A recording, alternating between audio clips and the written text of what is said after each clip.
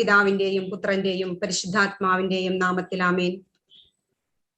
സ്നേഹസ്വരൂപനായ ദൈവമേ, അങ്ങയുടെ നാമത്തിൽ ഒരുമിച്ച് കൂടാനായി ഞങ്ങൾക്ക് നൽകിയ ഈ അവസരത്തെ ഓർത്ത് ഞങ്ങൾ അങ്ങേക്ക് നന്ദി പറയുന്നു. അങ്ങയുടെ വചനങ്ങളെ ആഴത്തിൽ പഠിക്കാനുള്ള ഞങ്ങളുടെ എളിയ ശ്രമത്തെ അങ്ങേക്ക് ഞങ്ങൾ സമർപ്പിക്കുന്നു. നാഥ, ഞങ്ങളെ വഴി നടത്തണമേ. അങ്ങേ പരിശുദ്ധാത്മാവിനെ അയച്ച് ഞങ്ങളെ ശക്തിപ്പെടുത്തണമേ. പരിശുദ്ധാത്മാവായ ദൈവമേ, അങ്ങേ ജ്ഞാനത്താൽ വിവേകത്താൽ ഞങ്ങളെ നിറയ്ക്കണമേ. പരിശുദ്ധമ്മേ മാതാവേ, ഇന്നേ ദിവസം ക്ലാസ് എടുക്കുവാനായി നിയോഗിക്കപ്പെട്ടിരിക്കുന്ന എന്നെ അമ്മയുടെ വിമല ഹൃദയത്തിന് സമർപ്പിക്കുന്നു. അമ്മേ, എന്നെ ഞാനായിരിക്കുന്ന അവസ്ഥയിലെ എൻ്റെ എല്ലാ കഴിവുകളോടും കുറവുകളോടും ബലഹീനതകളോടും കൂടി അമ്മയുടെ വിമല ഹൃദയത്തിന് ഞാൻ വിട്ടുതരുന്നു. ഈശോയുടെ തിരുവിഷ്ടത്തിനനുസരിച്ച് ഈ ക്ലാസ് മുന്നോട്ട് കൊണ്ടുപോകുവാനായിട്ടുള്ള കൃപയ്ക്കായിട്ട് അമ്മേ മാതാവേ, എനിക്ക് വേണ്ടി മാധ്യസ്ഥം വഹിച്ചപേക്ഷിക്കണമേ. ഈശോ ആഗ്രഹിക്കുന്നത് മാത്രം പറയുവാനും മനസ്സിലാക്കിയ വചനഭാഗങ്ങള് തെറ്റുകൂടാതെ മറ്റുള്ളവരുമായി പങ്കുവെക്കുവാനും എനിക്ക് സാധിക്കണമേ. ബോധജ്ഞാനത്തിന്റെ സിംഹാസനമേ, ഞങ്ങൾക്ക് വേണ്ടി അപേക്ഷിക്കണമേ. ഞങ്ങളുടെ കാവൽ മാലാഖമാരെ, ഞങ്ങളുടെ പേരിന് കാരണബോധരായിരിക്കുന്ന വിശുദ്ധരെ, പ്രത്യേകമായി വിശുദ്ധ കത്രീനായെ ഞങ്ങൾക്ക് വേണ്ടി ഈശോയുടെ പക്കൽ മാധ്യസ്ഥം വഹിച്ചപേക്ഷിക്കണമേ.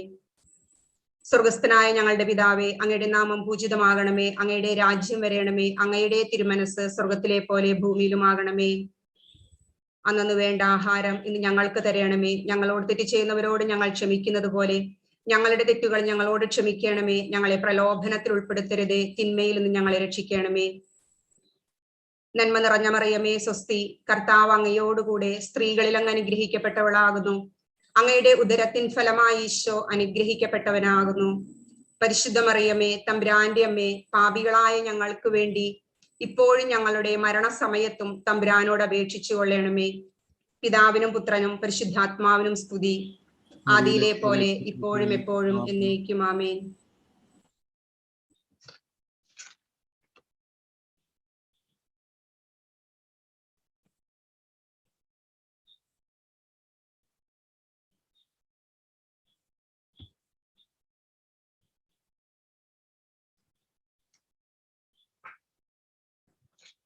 നമ്മൾ ഇന്ന് പഠന വിഷയമാക്കുന്നത് വിശുദ്ധ യോഹന്നാന്റെ സുവിശേഷം 4-ാം അധ്യായമാണ്.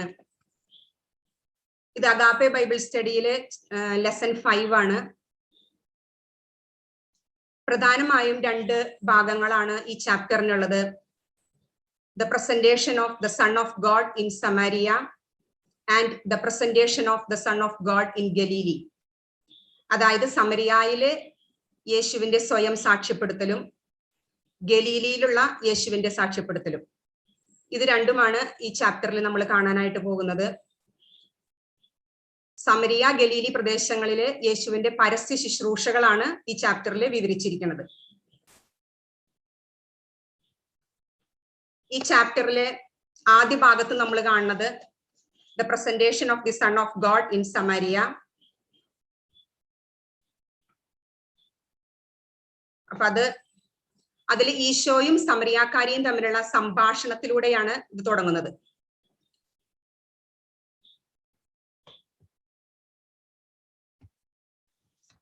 Jesus and the Samaritan woman.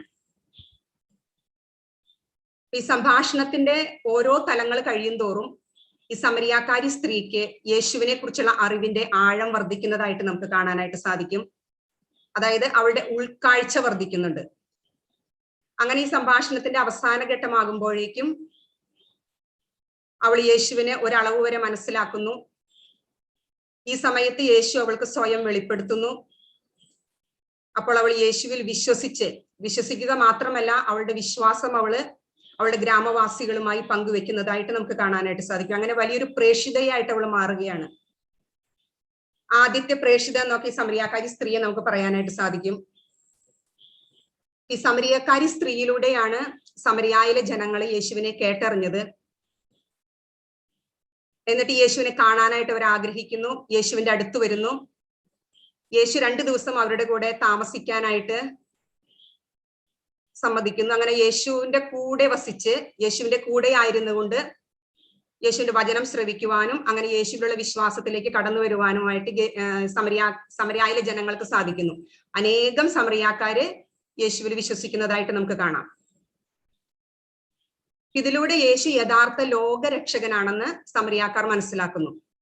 The Xavier of the world. രക്ഷ യഹൂദർക്ക് മാത്രമല്ല ലോകം മുഴുവനിലും ഉള്ളവർക്കാണെന്നുള്ളത് ആദ്യമായിട്ട് മനസ്സിലാക്കിയത് സമറിയാക്കാരാണ്. അതുപോലെ യേശു ശിഷ്യന്മാരെ പഠിപ്പിക്കുന്ന ഭാഗം നമുക്കിവിടെ കാണാം. യേശുവിന്റെ പ്രബോധന വിഷയം ആത്മാക്കളുടെ വിളവെടുപ്പാണ്. സ്വർഗരാജ്യത്തിലേക്കുള്ള ആത്മാക്കളുടെ വിളവെടുപ്പ്. അതും ഈ ആദ്യ ഭാഗത്ത് നമുക്ക് കാണാനായിട്ട് സാധിക്കും. ഇനി സമരിയാക്കാരി സ്ത്രീയില് പാകിയ വചനത്തിന്റെ വിത്ത് അത് ഫലഭൂയിഷ്ടമായിട്ട് അനേകരിലേക്ക് പകരപ്പെടുന്നു. അത് പെട്ടെന്ന് തന്നെ സംഭവിക്കുന്നു. നമുക്കറിയാം ദൈവരാജ്യത്തിനെ പുളിമാവുമായിട്ട് സാദൃശ്യപ്പെടുത്തുന്നത്. വളരെ കുറച്ച് പുളിമാവ് മതി ഒരു പാത്രം മാവിനെ മുഴുവൻ പുളിപ്പിക്കാനായിട്ട്. അതുപോലെ ദൈവരാജ്യം വളരെ പെട്ടെന്നാണ് സ്പ്രെഡ് ആവണത്. ഒരാളില് പാകപ്പെട്ട വിത്ത് അനേകരിലേക്ക് പകരപ്പെടുന്നു. അപ്പൊ അത് ഈ സമരിയായിൽ സംഭവിക്കുന്നത് വളരെ പെട്ടെന്നാണ്. ഈ സമരിയായിലെ ദൗത്യം യോഹന്നാന്റെ സുവിശേഷത്തിലാണ് ഈ പരസ്യ ശുശ്രൂഷയിൽ നമുക്ക് കാണാനായിട്ട് സാധിക്കുന്നത്. എന്നാൽ സമാന്തര സുവിശേഷങ്ങളില് സമരിയായിലെ പ്രേക്ഷിത ദൗത്യം നടക്കുന്നത് യേശുവിന്റെ പുനരുത്ഥാനത്തിന് ശേഷമാണ്. എന്നാൽ യോഹന്നാന്റെ സുവിശേഷത്തില് പരസ്യ ശുശ്രൂഷയിൽ തന്നെ സമരിയായിലെ ദൗത്യം ആരംഭിക്കുന്നുണ്ട്. ഇതൊക്കെയാണ് ആദ്യ ഭാഗത്ത് നമ്മൾ കാണുന്നത്. ഇനി രണ്ടാമത്തെ ഭാഗം ഗലീലിയിലുള്ള യേശുവിന്റെ പബ്ലിക് മിനിസ്ട്രി. ഗലീലിയില് ഇതുപോലെ രാജസേവകന്റെ മകനെ സുഖപ്പെടുത്തുന്ന ഒരു അത്ഭുതം നടക്കുന്നുണ്ട്. അപ്പൊ ഈ അത്ഭുതത്തിലൂടെ രാജസേവകനും അതുപോലെ അയാളുടെ കുടുംബവും വിശ്വസിക്കുന്നു. ഈ രാജസേവകനെ നമുക്ക് യഥാർത്ഥ ശിഷ്യൻ എന്ന് പറയാം, യേശുവിന്റെ യഥാർത്ഥ ശിഷ്യൻ എന്ന് പറയാം. കാരണം യേശുവിന്റെ വചനത്തിൽ അയാൾ വിശ്വസിച്ചു. അപ്പൊ അയാളുടെ വിശ്വാസം മൂലം അയാളുടെ കുടുംബവും യേശുവിൽ വിശ്വസിക്കുന്നു. ആ കുടുംബം ഒന്നാകെ യേശുവിന്റെ വിശ്വാസത്തിലേക്ക് കടന്നു വരുന്നു. അതോടൊപ്പം അനേകം ഗലീലിയക്കാരും യേശുവിനോടുള്ള വിശ്വാസത്തിലേക്ക് കടന്നു വരികയാണ്. ഇതാണ് രണ്ടാമത്തെ ഭാഗത്ത് നമ്മൾ കാണുന്നത്. പ്രവാചകൻ സ്വന്തം നാട്ടിൽ അവഗണിക്കപ്പെടുന്നു എന്നുള്ള ബൈബിൾ വാക്യം നമ്മൾ കണ്ടിട്ടുണ്ട്. ഇവിടെ അത് സംഭവിക്കുന്നുണ്ട്. അതായത് യേശുവിന്റെ ജനമായ യൂദയ ജനം യേശുവിനെ തിരസ്കരിക്കുമ്പോൾ വിജാതീയരായ ഗലീലിയക്കാര് യേശുവിലുള്ള വിശ്വാസം ഏറ്റുപറയുന്നുണ്ട്. സ്വന്തം ജനത്തിന്റെ തിരസ്കരണവും വിജാതീയരുടെ വിശ്വാസവും അത് തമ്മിലുള്ള വൈരുദ്ധ്യം നമുക്കിവിടെ പ്രകടമായിട്ട് കാണാനായിട്ട് സാധിക്കും. ഇനി ലാസ്റ്റ് ചാപ്റ്ററില് യേശുവും നിക്കോദേമസും തമ്മിലുള്ള സംഭാഷണമാണ് നമ്മൾ കണ്ടത്. നിക്കോദേമസ് എന്ന് പറയുന്നത് നമുക്കറിയാം യഹൂദ പ്രമാണിയായിരുന്നു, സമൂഹത്തില് ഉന്നത സ്ഥാനീയനായിരുന്നു, അതിസമ്പന്നനായിരുന്നു, സെൻഹെദ്രിനിലെ മെമ്പർ ആയിരുന്നു. അതുപോലെ നിക്കോദേമസിന്റെ വേറൊരു വിശേഷണം എന്ന് പറഞ്ഞ സൈലന്റ് ബിലീവർ ആയിരുന്നു, നൈറ്റ് വിസിറ്റർ ആയിരുന്നു. ഇതെല്ലാം നമ്മൾ ലാസ്റ്റ് ചാപ്റ്ററിൽ ജോസൂട്ടി സാർ ക്ലാസ് എടുത്തപ്പോൾ വളരെ വിശദമായിട്ട് കണ്ടതാണ്. ഈ തേർഡ് ചാപ്റ്ററിനെയും ഫോർത്ത് ചാപ്റ്ററിനെയും എങ്ങനെയാണ് കണക്ട് ചെയ്യണത് എന്നാണ് ഇവിടെ പറയുന്നത്. നിക്കോദേമസ് ഒരു യഹൂദനായിരുന്നു. ഇപ്പൊ യഹൂദരെ സംബന്ധിച്ചിടത്തോളം വരാനിരിക്കുന്ന മിശിഹായെ പറ്റി അവർക്ക് കൂടുതൽ ആഴത്തിലുള്ള ബോധ്യമുണ്ടായിരുന്നു. അതായത് മിശിഹ ദാവീദിന്റെ വംശപരമ്പരയിൽ നിന്നാണ് വരിക, അതുപോലെ ജെറുസലേമിൽ നിന്നാണ്, അതുപോലെ പുരോഹിതനായിട്ടും രാജാവായിട്ടും ഒക്കെയാണ് യേശു വരുന്നത് എന്നുള്ള, പ്രവാചകനായിട്ടും, പുരോഹിതൻ, പ്രവാചകൻ, രാജാവ് എന്നീ നിലകളിലാണ് യേശു മിശിഹ വരുമെന്നുള്ള ധാരണയെല്ലാം ആഴത്തിലുള്ള അറിവെല്ലാം യഹൂദർക്ക് ഉണ്ടായിരുന്നു. ഇങ്ങനെ വളരെയേറെ അറിവുള്ള ഒരാളായിരുന്നു നിക്കോദേമസ്. പക്ഷെ അയാളുടെ അറിവ് അയാള് പുറമെ പ്രകടിപ്പിക്കാനായിട്ട് തയ്യാറാകുന്നില്ല എന്ന് നമ്മൾ കണ്ടു. സൈലന്റ് ബിലീവർ ആയിരുന്നു. അതുപോലെ രാത്രി സമയങ്ങളിലാണ് ഈശോയെ കാണാനായിട്ട് വന്നിരുന്നത്. അതിന് പല കാരണങ്ങളും നമ്മൾ കണ്ടു. ഒന്ന്, അയാളുടെ സ്ഥാനമാനങ്ങൾക്ക് കോട്ടം സംഭവിക്കുമെന്നുള്ള ഭയമാകാം, അല്ലെങ്കിൽ തിരക്കൊക്കെ ഒഴിഞ്ഞ് യേശുവിനെ കാണാനായിട്ടുള്ള സാവകാശം കാത്തിരുന്നതായിരിക്കാം, ഇനി വേറൊരു റീസൺ പറയുന്നത് സെൻഹെദ്രിനിലെ മെമ്പർ ആയതുകൊണ്ട് ഇൻവെസ്റ്റിഗേഷന്റെ ഭാഗമായിട്ട് യേശുവിനെ കാണാനായിട്ട് പല പ്രാവശ്യം വന്നതാകാം എന്നൊക്കെയാണ്. എന്തൊക്കെയായാലും അയാളുടെ വിശ്വാസം പ്രകടിപ്പിക്കാനായിട്ട് മുതിരുന്നില്ല. പക്ഷെ ഈ ചാപ്റ്ററിൽ സമറിയാക്കാരെ സംബന്ധിച്ചിടത്തോളം യേശുവിനെ കുറിച്ചുള്ള അറിവ് വളരെ അപൂർണമാണ്. നമുക്കറിയാം, അവര് പഞ്ചഗ്രന്ഥങ്ങൾ മാത്രമാണ് ഫോളോ ചെയ്തിരുന്നത്. അതായത് ഉൽപ്പത്തി മുതൽ നിയമാവർത്തനം വരെയുള്ള പുസ്തകങ്ങൾ മാത്രം. അപ്പൊ അവർക്ക് ഒരേ ഒരു പ്രവാചകൻ മോശ മാത്രമേ ഉണ്ടായിരുന്നുള്ളൂ. ബാക്കിയുള്ള പ്രവാചകന്മാരെ പറ്റിയൊന്നും അവർക്ക് അറിവില്ലായിരുന്നു. അപ്പൊ മോശയെ പോലെ വീണ്ടും ഒരു പ്രവാചകൻ വരുമെന്നുള്ളൊരു പ്രതീക്ഷ അവർക്കുണ്ടായിരുന്നു. അപ്പൊ പ്രവാചകൻ എന്ന രൂപത്തില് മിശിഹ വരുമെന്നുള്ളതായിരുന്നു അവരുടെ ധാരണ. അങ്ങനെ ദൈവത്തെ കുറിച്ചുള്ള അറിവിൽ അപൂർണരായിരുന്നു സമറിയാക്കാര്. അങ്ങനെയുള്ള സമറിയാക്കാരി സ്ത്രീ, അവളുടെ അറിവ് അപൂർണമായിരുന്നെങ്കിലും അവൾ അനുഭവിച്ചറിഞ്ഞ യേശുവിനെ അവള് പ്രഘോഷിക്കാനായിട്ട് തയ്യാറാകുന്നുണ്ട്. അവളുടെ ഗ്രാമവാസികളുടെ അടുത്ത് പോയിട്ട് ഞാൻ ചെയ്തതെല്ലാം അവൻ എന്നോട് പറഞ്ഞു. അതായിരുന്നു ആ സ്ത്രീയുടെ സാക്ഷ്യം. അതാണ് അവളെ അത്ഭുതപ്പെടുത്തിയത്. അപ്പോ അവളുടെ സാക്ഷ്യം അവള് പ്രഘോഷിക്കാനായിട്ട്, അവളുടെ ഗ്രാമവാസികളുടെ ഇടയിൽ പ്രഘോഷിക്കാനായിട്ട് അവള് തയ്യാറായിരുന്നു. എന്നാൽ നിക്കോദെമോസ് പുറമെ പ്രകടിപ്പിച്ചിരുന്നില്ല. ഇതാണ് രണ്ട് ചാപ്റ്ററും തമ്മിലുള്ള, അവർ രണ്ടുപേരും തമ്മിലുള്ള, നിക്കോദെമോസും സമറിയാക്കാരി സ്ത്രീയും തമ്മിലുള്ള വ്യത്യാസം. നിക്കോദെമോസിനെ നമുക്കറിയാം, ബൈബിളിൽ 3 സ്ഥലത്താണ് നമ്മൾ കാണുന്നത്. ആദ്യം കാണുന്നത് യേശുവിന്റെ പബ്ലിക് മിനിസ്ട്രിയുടെ സ്റ്റാർട്ടിങ്ങില്. അതാണ് ലാസ്റ്റ് ചാപ്റ്ററിൽ കണ്ട യേശുവും നിക്കോദെമോസും തമ്മിലുള്ള സംഭാഷണം നടന്ന ആ സമയം. പിന്നെ യേശുവിന്റെ പബ്ലിക് മിനിസ്ട്രിയുടെ അവസാന ഭാഗത്താണ് ഈ സെൻഹെദ്രിൻ മെമ്പേഴ്സ് ഒക്കെ യേശുവിനെ തന്ത്രപരമായിട്ട് ചതിവിൽ കൊടുക്കാനായിട്ട് ആലോചന നടത്തുന്ന സമയത്ത് അവരുടെ നിയമം വെച്ച് തന്നെ നിക്കോദെമോസ് യേശുവിനെ പ്രൊട്ടക്ട് ചെയ്യാനായിട്ട് ശ്രമിക്കുന്നുണ്ട്. പ്രകടമായിട്ട് വിശ്വാസം തുറന്നു പറയുന്നില്ല എന്നുള്ളൂ, എന്നാൽ സൈലന്റ് ആയിട്ട് അതിനെ പരിശ്രമിക്കുന്നുണ്ട്. പിന്നെ ലാസ്റ്റ് ടൈം നിക്കോദെമോസിനെ നമ്മൾ കാണുന്നത് യേശുവിന്റെ മരണശേഷം സംസ്കാരത്തിന്റെ സമയത്ത് അരിമത്തിയാക്കാരൻ ജോസഫിന്റെ കൂടെ യേശുവിന്റെ സംസ്കാരത്തിന് കൂടെ നിന്നത് നിക്കോദെമോസ് ആണ്. അതിന് കോസ്റ്റ്ലി ബറിയൽ സ്പൈസസ് ഒക്കെ കൊണ്ടുവന്നിട്ടുണ്ടായിരുന്നു. അതിസമ്പന്നനായിരുന്നുവല്ലോ നിക്കോദെമോസ്. അപ്പൊ നിക്കോദെമോസും യേശുവും തമ്മിലുള്ള സംഭാഷണത്തിന്റെ മെയിൻ തീം എന്ന് പറയുന്നത് ആത്മാവിനാലും ജലത്താലുമുള്ള വീണ്ടും ജനനം എന്നാണ്. എന്നാൽ ഇവിടെ ചാപ്റ്റർ 4 സമറിയാക്കാരി സ്ത്രീയോട് യേശു പറയണത് the drinking of living water, ജീവജലം കുടിക്കുന്നതിന്റെ, പാനം ചെയ്യുന്നതിന്റെ ആവശ്യകതയെ പറ്റിയിട്ടാണ്. ഈ 2 ചാപ്റ്ററും തമ്മിൽ കണക്ട് ചെയ്യണ ഒരു ലിങ്ക് ഉണ്ട്. ആ ലിങ്ക് എന്ന് പറയുന്നത് ദ സേക്രമെന്റ് ഓഫ് ബാപ്റ്റിസം ആണ്. The water is the symbol of the spirit and the link is the sacrament of baptism. അതായത് മാമോദീസായിലാണ് പരിശുദ്ധാത്മാവിനെ നമ്മൾ സ്വീകരിക്കുന്നത്. അതുപോലെ ശുദ്ധീകരണ വരപ്രസാദം നമുക്ക് ലഭിക്കുന്നത് മാമോദീസായിലൂടെയാണ്. ഇനി വിശുദ്ധ പൗലോസ് ശ്ലീഹായുടെ കൊറിന്ത്യക്കാർക്കുള്ള ലേഖനം 1-ാം ലേഖനത്തിലെ 12-ാം അധ്യായം 13-ാം വാക്യം, we were baptized into one body in a single spirit, Jews as well as Greeks, slaves as well as free men, and we were all given the same spirit to drink. ഒരേ ആത്മാവിൽ സ്നാനമേറ്റും എല്ലാവരും ഒരേ ആത്മാവിനെ പാനം ചെയ്തുമിരിക്കുന്നു. അപ്പൊ ആത്മാവിനാലും ജലത്താലുമുള്ള ജ്ഞാനസ്നാനവും ആത്മാവിനെ പാനം ചെയ്യലും. അപ്പോ ലാസ്റ്റ് ചാപ്റ്ററിലെ യേശുവും നിക്കോദെമോസും തമ്മിലുള്ള സംഭാഷണത്തിന്റെ മെയിൻ തീമായ ആത്മാവിനും ജലത്താലുമുള്ള വീണ്ടും ജനനം, ഇവിടുത്തെ മെയിൻ തീമായ the drinking of living water, ഇത് തമ്മിൽ കണക്ട് ചെയ്തിരിക്കുന്ന വചനഭാഗമാണ് ഈ പൗലോസ് ശ്ലീഹായുടെ കൊറിന്ത്യക്കാർക്കുള്ള ലേഖനത്തിലെ ഈ വാക്യം. ജീവജലം എന്ന് പറയുന്നത് ജീവൻ നൽകുന്ന ജലം, നിത്യജീവൻ നൽകുന്ന ജലമാണ്. അത് നിത്യജീവനല്ല, the living water leads to eternal life എന്നാണ് പറയുന്നത്.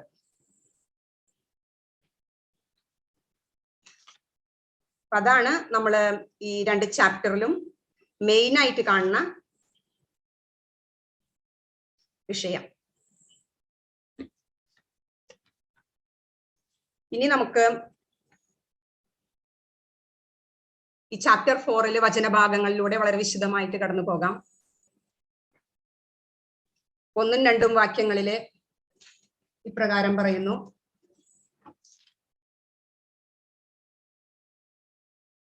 യോഹന്നാനേക്കാൾ അധികം ആളുകളെ താൻ സ്നാനപ്പെടുത്തുകയും ശിഷ്യപ്പെടുത്തുകയും ചെയ്യുന്നുവെന്ന് ഫരിസേയർ കേട്ടതായി കർത്താവ് പറഞ്ഞു. വാസ്തവത്തിൽ ശിഷ്യന്മാരല്ലാതെ യേശു നേരിട്ട് ആരെയും സ്നാനപ്പെടുത്തിയിട്ടില്ല. സ്നാപക യോഹന്നാനേക്കാൾ അധികം ആളുകളെ യേശു സ്നാനപ്പെടുത്തുകയും ശിഷ്യപ്പെടുത്തുകയും ചെയ്യുന്നുവെന്ന് ഫരിസേയർ കേട്ടതായി കർത്താവ് പറഞ്ഞു എന്നാണ് പറയുന്നത്. അത് ഫരിസേയർക്കിടയിൽ പരന്ന ഒരു റൂമറായിരുന്നു. വാസ്തവം അതായിരുന്നില്ല. രണ്ടാമത്തെ വാക്യത്തിൽ ക്ലിയർ ആയിട്ട് പറയുന്നുണ്ട്, ശിഷ്യന്മാരല്ലാതെ യേശു ആരെയും സ്നാനപ്പെടുത്തിയിട്ടില്ലെന്ന്. അപ്പൊ ഫരിസേയർക്കിടയിൽ ഇങ്ങനെ ഒരു റൂമർ പരന്നപ്പോൾ ആക്ച്വലി ശിഷ്യന്മാരാണ് സ്നാനപ്പെടുത്തിയിരുന്നത്. ശിഷ്യന്മാർ നൽകിയിരുന്ന മാമോദീസ എന്ന് പറയുന്നത് അനുതാപത്തിന്റെ മാമോദീസയാണ്, ദ ബാപ്റ്റിസം ഓഫ് റിപ്പൻഡൻസ്. സ്നാപക യോഹന്നാൻ നൽകിയിരുന്നത് പോലെ തന്നെ അനുതാപത്തിന്റെ മാമോദീസയാണ് ശിഷ്യന്മാർ നൽകിയിരുന്നത്. അപ്പൊ അതിന്റെ ഒരേ ഒരു ഉദ്ദേശമേ ഉണ്ടായിരുന്നുള്ളൂ. സ്നാപക യോഹന്നാൻ നൽകിയിരുന്ന മാമോദീസാക്കും ശിഷ്യന്മാർ നൽകിയിരുന്ന മാമോദീസാക്കും ഒരേ ഒരു ഉദ്ദേശം മാത്രമേ ഉണ്ടായിരുന്നുള്ളൂ, to bring the baptized to Christ and prepare the way for future faith. Saint John Chrysostom ഇത് പറയുന്നുണ്ട്. Both baptisms, that of saint John the Baptist and that of our Lord's disciples, had a single purpose, to bring the baptized to Christ and prepare the way for future faith. അതായത് യേശുവിന്റെ വിശ്വാസത്തിലേക്ക് കൊണ്ടുവരിക അനുതാപത്തിന്റെ മാമോദീസായിലൂടെ. Jesus didn't baptise, Jesus മാമോദീസ നൽകിയിരുന്നില്ല. കാരണം യേശു നൽകുന്ന മാമോദീസ എന്ന് പറയുന്നത് നമുക്കറിയാം ആത്മാവിനാലും ജലത്താലുമുള്ള വീണ്ടും ജനനമാണ്.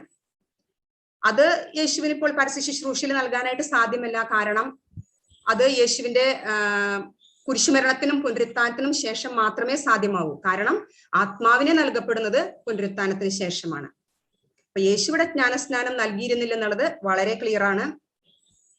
ഇനി ശിഷ്യന്മാർ എന്തുകൊണ്ടാണ് ജ്ഞാനസ്നാനം നൽകിയിരുന്നത്? ഒരു കാരണം നമ്മളിപ്പോ കണ്ടു, ജനങ്ങളെ മാനസാന്തരപ്പെടുത്തി യേശുവിന്റെ വിശ്വാസത്തിലേക്ക് കൊണ്ടുവരാൻ വേണ്ടിയിട്ട്. ഇനിയൊന്ന്, ശിഷ്യന്മാർക്ക് നൽകാൻ പോകുന്ന ഒരു മഹത്തായ ദൗത്യമുണ്ട്. യേശുവിന്റെ പുനരുത്ഥാനത്തിന് ശേഷം യേശു അവർക്ക് നിർദ്ദേശം കൊടുക്കുന്നത്, നിങ്ങൾ ലോകമെങ്ങും പോയി സുവിശേഷം പ്രസംഗിക്കുവിൻ, പിതാവിന്റെയും പുത്രന്റെയും പരിശുദ്ധാത്മാവിന്റെയും നാമത്തില് സ്നാനം നൽകുവിൻ എന്നാണ്. അപ്പൊ ആ സ്നാനം നൽകേണ്ടതായിട്ടുള്ള മഹത്തായ ദൗത്യത്തിന് വേണ്ടി അവരെ പരിശീലിപ്പിക്കുകയായിരുന്നു, അവരെ ഒരുക്കുകയായിരുന്നു. ഇനി യേശു ഈ പരസ്യ ശുശ്രൂഷയിൽ തന്നെ മാമോദീസ നൽകിയിരുന്നെങ്കിൽ ബാപ്റ്റിസം ഓഫ് റിപ്പൻഡൻസും ബാപ്റ്റിസം ഓഫ് റീബർത്തും തമ്മിൽ കൺഫ്യൂഷൻ ഉണ്ടാകുമായിരുന്നു. അപ്പൊ യേശു മാമോദീസ നൽകിയിട്ടില്ല എന്നുള്ളത് വളരെ ക്ലിയർ ആണ്.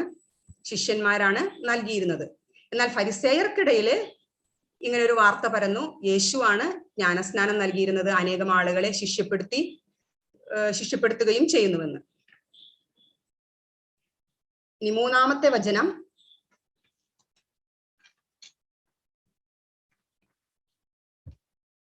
അവൻ യൂദയ വിട്ട് വീണ്ടും ഗലീലയിലേക്ക് പുറപ്പെട്ടു.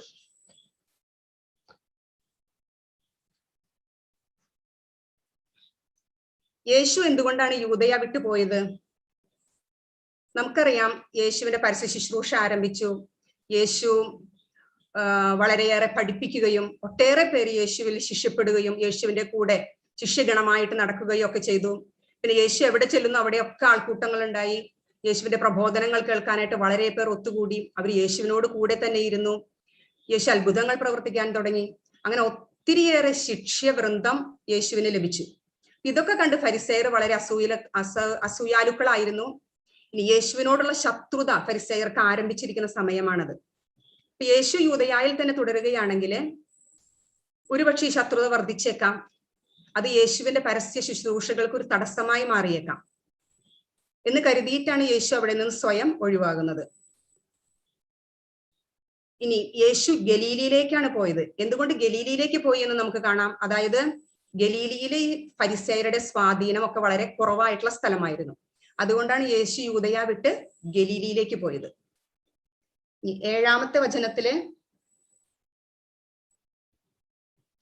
നാലാമത്തെ വചനത്തില് അവന് സമരിയായിലൂടെ കടന്നു പോകേണ്ടിയിരുന്നു. He had to pass. കടന്നു പോകേണ്ടിയിരുന്നു എന്നുള്ള വാക്കാണ്. അതായത് അതൊരു ജോഗ്രഫിക്കൽ റീസൺ ഒന്നുമല്ല സമരിയ വഴി പോകണമെന്നുള്ളത്. അത് ദൈവത്തിന്റെ പദ്ധതിയായിരുന്നു.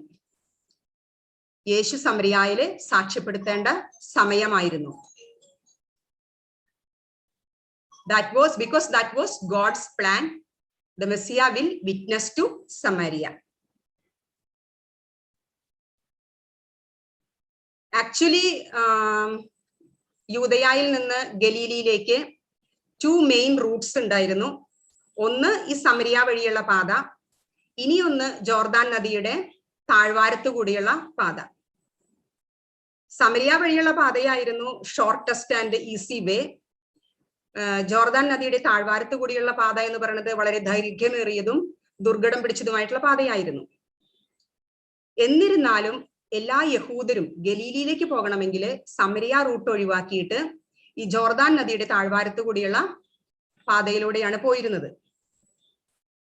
അതിന് കാരണമുണ്ട്. നമുക്കറിയാം, യഹൂദരും സമറിയാക്കാരും തമ്മിൽ വളരെയേറെ നൂറ്റാണ്ടുകളായിട്ട് ശത്രുതയിലായിരുന്നു. ഇരുകൂട്ടരും പരസ്പരം സമ്പർക്കമില്ലാതിരിക്കാനായിട്ട് വളരെയേറെ ശ്രദ്ധിച്ചിരുന്നു. അവർ തമ്മിൽ സംസാരിക്കുകയോ ഭക്ഷണപാനീയങ്ങൾ പങ്കിടുകയോ ഒന്നും ചെയ്യാറില്ലായിരുന്നു.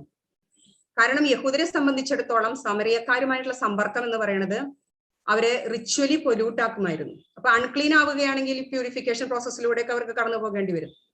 അപ്പൊ അങ്ങനെ അത്രയും മോശമായിട്ടുള്ള വിജാതീയരായിട്ടാണ് ഈ സമരിയാക്കാരെ യഹൂദരെ കണക്കാക്കിയിരുന്നത്. അതുകൊണ്ടാണ് ഇവർ സമരിയ റൂട്ട് ഒഴിവാക്കി ജോർദാൻ നദിയുടെ താഴ്വാരത്തു കൂടെയുള്ള പാതയിൽ കൂടെ ഗലീലിയിലേക്ക് പോകാറുണ്ടായിരുന്നു. ഈ മാപ്പിൽ നോക്കിയാൽ നമുക്കറിയാം, യൂദയ, സമരിയ, ഗലീലി എല്ലാം ഇവിടെ ക്ലിയർ ആയിട്ട് കാണിച്ചിട്ടുണ്ട്. ഇനി സമരിയാക്കാരും യഹൂദരും തമ്മിലുള്ള ശത്രുതയ്ക്ക് ഒട്ടേറെ കാരണങ്ങളുണ്ട്. 10th century BC-യിലെ 10 northern tribes of Israel, അവര് അന്നത്തെ രാജാവായിരുന്നു, അതായത് ദാവീദിന്റെ പിന്തുടർച്ചാവകാശിയായിരുന്ന റഹോബാമായിരുന്നു അന്നത്തെ രാജാവ്. അപ്പൊ ആ രാജാവിനോട് യുദ്ധം ചെയ്ത് ഇവര് ജയിച്ചു. അങ്ങനെ അവരുടെ രാജാവായിട്ട് അവര് എഫ്രൈമിന്റെ മകനായ പിന്തുടർച്ചാവകാശിയായ ജെറോബോമിനെ രാജാവാക്കുകയാണ്. ജെറോബോം രാജാവായപ്പോൾ ഈ സദേൺ പാർട്ടുകാരുടെ ഈ ജെറുസലേം ദേവാലയത്തിലെ അവരുടെ സ്വാധീനം എല്ലാം ഇല്ലാതാക്കാൻ വേണ്ടിയിട്ട് അവരെ എല്ലാം, അതായത് പുരോഹിതന്മാരെ, ലിവൈറ്റ്സിനെ ഒക്കെ, അവരായിരുന്നു മെയിൻ ആയിട്ട്. ഈ സദേൺ പാർട്ടുകാരായിരുന്നു ഈ ജെറുസലേം ദേവാലയത്തിലെ പുരോഹിതരും ലേവ്യന്മാരെല്ലാം. അപ്പൊ അവരെയൊക്കെ പുറത്താക്കുകയാണ് ചെയ്തത്. അതുപോലെ ജെറുസലേം ദേവാലയത്തിലെ ബലിയർപ്പണം നിർത്തിയിട്ട് മൗണ്ട് ഗെരീസിമിലെ ഒരു ദേവാലയം നിർമ്മിക്കുകയും അവിടെ ബലിയർപ്പണം ആരംഭിക്കുകയും ചെയ്തു. ഇനി അവിടെ ബലിയർപ്പണം ആരംഭിച്ചത് പോരാതെ റീഇൻട്രൊഡ്യൂസ്ഡ് ഗോൾഡൻ കാഫ് വർഷിപ്പ്, അതായത് വിഗ്രഹാരാധന ആരംഭിച്ചു. ഇതെല്ലാം സീനായി ഉടമ്പടിയുടെ പരസ്യമായ ലംഘനമായിരുന്നു. അങ്ങനെ 8th century BC എല്ലാം ആയപ്പോൾ ഇവരുടെ അനീതികൾക്കും അക്രമങ്ങൾക്കും എല്ലാം ഒരു പണിഷ്മെന്റ് ലഭിക്കുകയാണ്. അസീറിയൻസ് ഇവരെ തോൽപ്പിച്ച് ഇസ്രായേൽക്കാരെ എല്ലാം നാടുകടത്തി വിജാതീയരെ 5 ഡിഫറെന്റ് ഗ്രൂപ്പ്സ് ഓഫ് പീപ്പിളിനെ ഇവിടെ കൊണ്ടുവന്ന് ഫോഴ്സ്ഫുള്ളി പുനരധിവസിപ്പിക്കുകയാണ്. അപ്പൊ അവര് വന്നപ്പോ, ഈ വിജാതീയരായ ആളുകൾ വന്നപ്പോ അവരുടെ വിജാതീയ ദേവന്മാരെയും കൂടെ കൊണ്ടുവന്നു, അതായത് വിഗ്രഹങ്ങളെയും കൊണ്ടുവന്ന് ഇവിടെ പ്രതിഷ്ഠിച്ചു. ഇവിടെ അവശേഷിച്ചിരുന്ന ഇസ്രായേൽക്കാര് ഈ വിജാതീയരുമായിട്ട് വിവാഹബന്ധത്തിൽ ഏർപ്പെടുകയും അങ്ങനെ അവർ സങ്കര ജനതയായിട്ട് മാറുകയും ചെയ്തു. ഇവരെയാണ് നമ്മൾ സമരിയാക്കാരെന്ന് കാണുന്നത്. ഈ സമരിയാക്കാര് ഈ വിജാതീയരുടെ ആചാരാനുഷ്ഠാനങ്ങളെല്ലാം തുടർന്നു പോന്നു, അതായത് ഈ വിഗ്രഹങ്ങളുടെ ആരാധനയെല്ലാം അവർ ചെയ്തു പോന്നു. അതോടൊപ്പം അവർ യഹോവ വർഷിപ്പും ചെയ്തിരുന്നു. പക്ഷെ അത് സീനായി ഉടമ്പടിയുടെ പരസ്യമായ ലംഘനമായിരുന്നു. ജെറുസലേം ദേവാലയത്തിലല്ല, സീനായി മലയിലല്ല, മൗണ്ട് ഗെരീസിമിലാണ് അവർ ബലിയർപ്പിച്ചിരുന്നത്. ഇങ്ങനെ അതുപോലെ ഈ സമരിയാക്കാരുടെ ദേവാലയം യഹൂദരുടെ ഇടയിൽ നശിപ്പിക്കുന്നുണ്ട്. എന്നിരുന്നാലും അവരുടെ ബലിയർപ്പണം തുടർന്നു പോന്നു. ഇങ്ങനെ ഒട്ടേറെ കാരണങ്ങൾ കൊണ്ട് നൂറ്റാണ്ടുകളായിട്ട് ഈ യഹൂദർക്കും സമരിയാക്കാർക്കും ഇടയിലെ വലിയ ശത്രുത നിലനിന്ന് പോന്നിരുന്നു. യേശുവിന്റെ കാലയളവിൽ ഈ ശത്രുതയെല്ലാം വളരെ പ്രകടമായിട്ട് കാണാമായിരുന്നു. അപ്പൊ അതുകൊണ്ടാണ് ഈ സമരിയാക്കാരുടെ സമ്പർക്കം ഒഴിവാക്കിയിട്ട്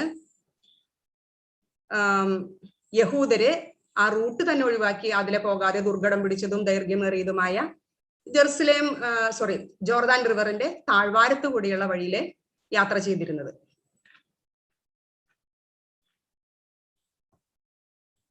ഈ സമറിയാക്കാരെ സംബന്ധിച്ചിടത്തോളം അവർക്ക് പഞ്ചഗ്രന്ഥം മാത്രമേ ഉണ്ടായിരുന്നുള്ളൂ. The first 5 books of Moses, ഉൽപ്പത്തി മുതൽ നിയമാവർത്തനം വരെയുള്ള പുസ്തകങ്ങൾ മാത്രമാണ് അവർ ഫോളോ ചെയ്തിരുന്നത്. മോശ മാത്രമാണ് അവരുടെ ഒരു പ്രവാചകൻ. മോശയെ പോലെ ഒരു പ്രവാചകൻ വീണ്ടും വരുമെന്ന് അവർ പ്രത്യാശിച്ചിരുന്നു. മറ്റു പ്രവാചക ഗ്രന്ഥങ്ങളോ ജ്ഞാനത്തിന്റെ പുസ്തകമോ ഒന്നും അവര് ഫോളോ ചെയ്തിരുന്നില്ല. ഇനി 5ഉം 6ഉം വാക്യങ്ങൾ നമുക്ക് നോക്കാം.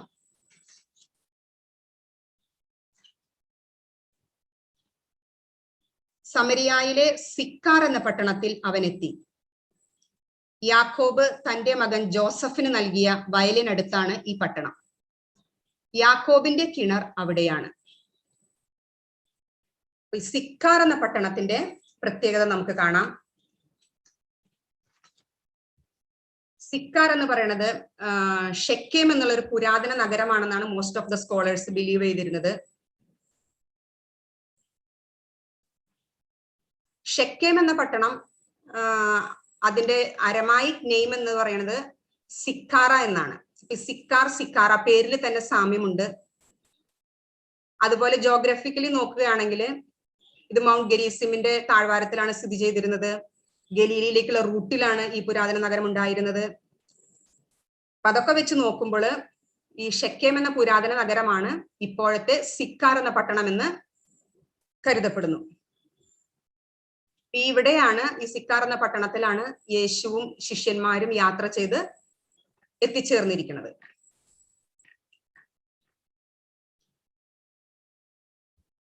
ഈ സിക്കാർ എന്ന പട്ടണത്തെ പറ്റി പറയുമ്പോൾ ഈ പുരാതന നഗരമായ ഷെക്കേമിനെ പറ്റി പറയുമ്പോൾ പഴയ നിയമത്തില് വളരെയേറെ നിർണായകമായ ഒരു സ്ഥാനം വഹിക്കുന്ന പട്ടണമാണത്.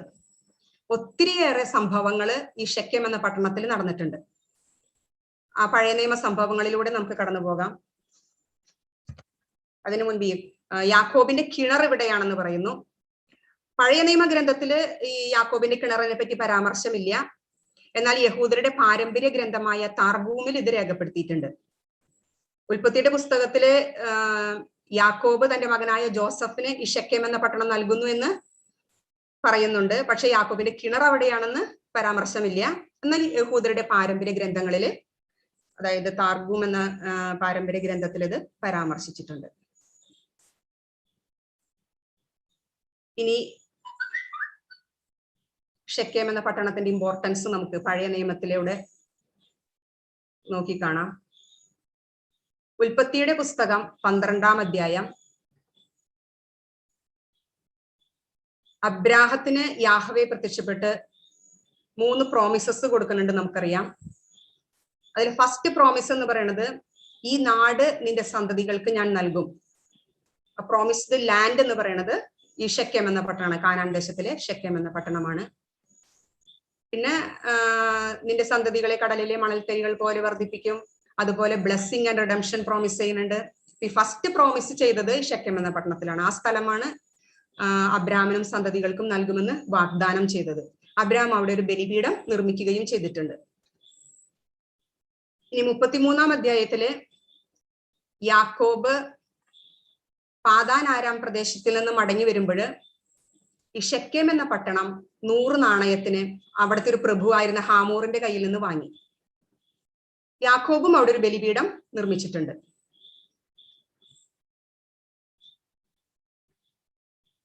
ഇനി 34-ാം അധ്യായത്തിൽ നമ്മൾ കാണുന്നുണ്ട് ഈ ഷെക്കേം പട്ടണത്തെ പറ്റി പറയണത് the site of a failed covenant, a failed marriage and a terrible injustice.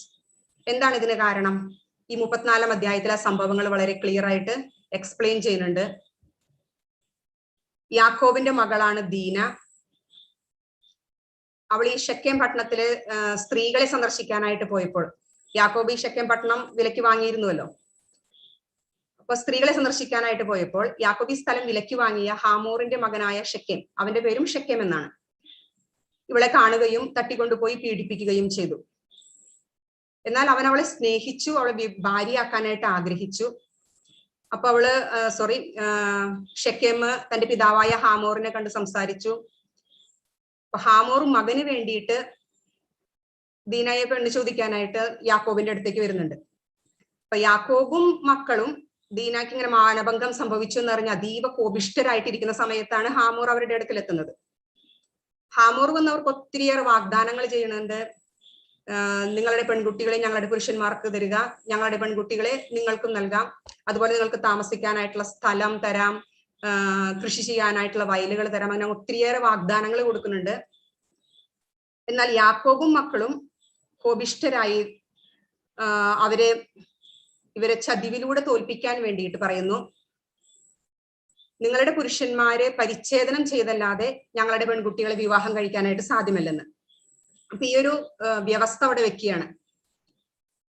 ഇതറിഞ്ഞ ഈ ഹാമോറും ഷെക്കേമും എല്ലാം അവരുടെ ഗ്രൂപ്പിലെ ആളുകൾക്കായിട്ട് ഡിസ്കസ് ചെയ്തു. ഷെക്കേമാണെങ്കിൽ എല്ലാവർക്കും പ്രിയങ്കരനായ ജനസമ്മതനായ ഒരു യുവാവായിരുന്നു.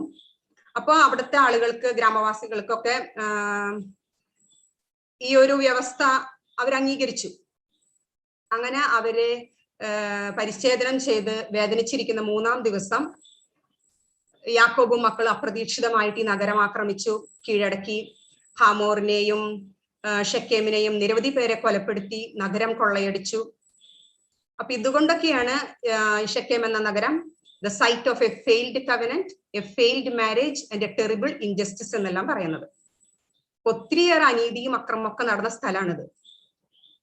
ഈ നിയമാവർത്തന പുസ്തകത്തില് മോശ നിയമങ്ങൾ രേഖപ്പെടുത്തുന്നത് ഇവിടെ വെച്ചാണ്. പിന്നെ ഉടമ്പടിയുടെ നവീകരണം ജോഷുവ ചെയ്യുന്നത് ഇവിടെ വെച്ചാണ്. പിന്നെ great assembly of all tribes of Israel, ആ സമ്മേളനം നടക്കുന്നതും ജോഷിയുടെ മരണത്തിന് മുൻപ് ഇവിടെ വെച്ചാണ്. പിന്നെ ജഡ്ജസിന്റെ ബുക്കിലെ Shechem incited to follow a false king of Israel who betrays dum.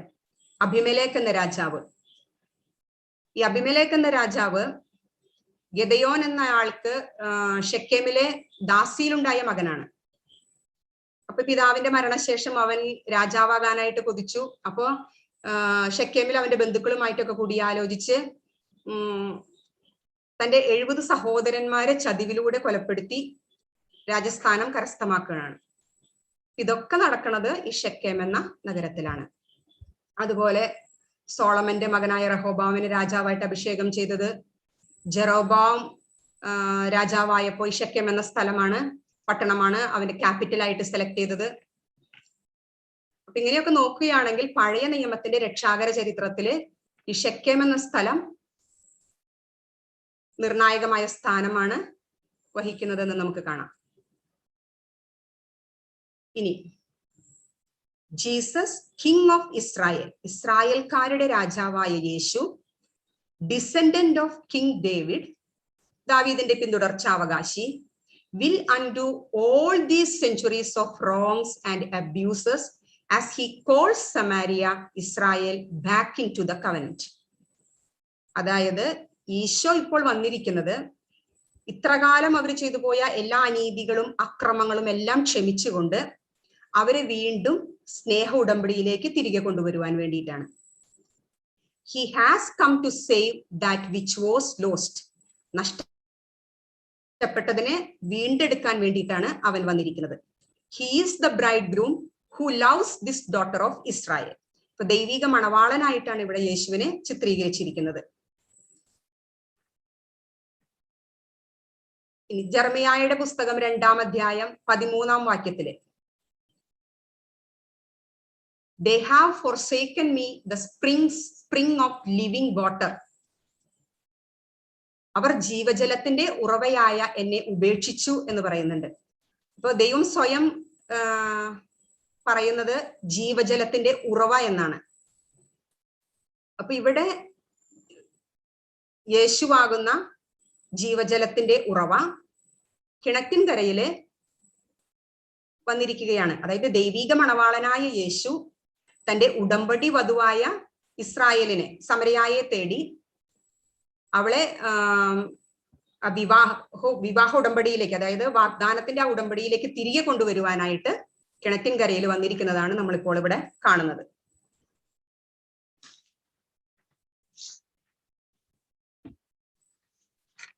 അടുത്തതായിട്ട് 6ഉം 7ഉം വചനങ്ങള്.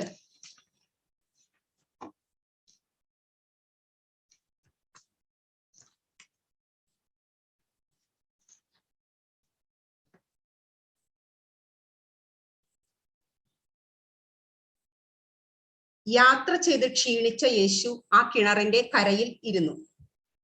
അപ്പോൾ ഏകദേശം 6ആം മണിക്കൂറായിരുന്നു.